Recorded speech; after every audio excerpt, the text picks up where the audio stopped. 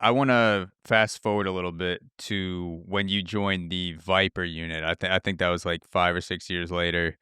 Uh, you called that in the book. You described it as a rude awakening. What was it about working the Viper unit that to you made it a rude awakening?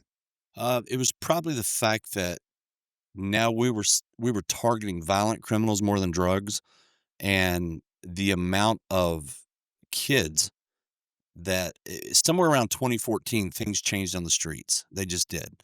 I can't describe it. Just the feeling changed, the structure, because even in those environments, there's a structure.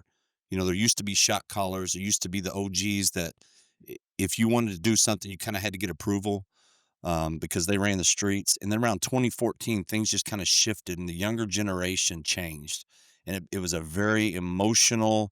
On the street, everything was emotional instead of structured.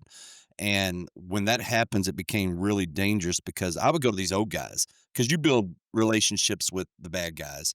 As long as you're respectful, they'll respect you back. It's pretty common sense. A lot of guys have problems with it, but it's pretty common sense when you can talk to people and you're just shooting the breeze and not patting them down, not looking for drugs, but just fishing for information, basically. And I remember stopping this group of dudes that were known for years to be some bad dudes, and I'm like, "Man, let me ask you, so are you feeling what we're feeling on the streets? Because these young guys have no conscience. Their first act is to go to guns, and shoot each other, or shoot people." And they're like, "Dude, we're scared out here." And I'm going, Mm, "Holy crap.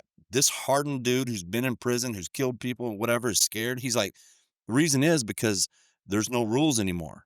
If somebody gets mad, the first thing they do is go to a gun. So how do I know if this young buck's 15 years old next to me ain't just going to pull a gun out and shoot me to get street cred?"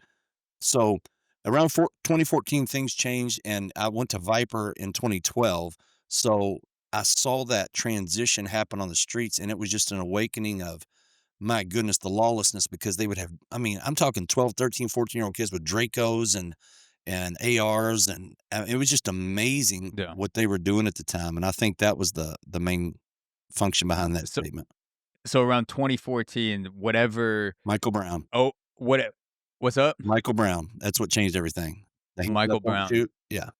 Yeah, and that just going off of the what the older guys were saying, the OGs, whatever code of conduct or, OG criminal code that existed before that, you were watching that Yeah. deteriorate in front of your eyes. Yeah. The whole landscape changed. It was weird.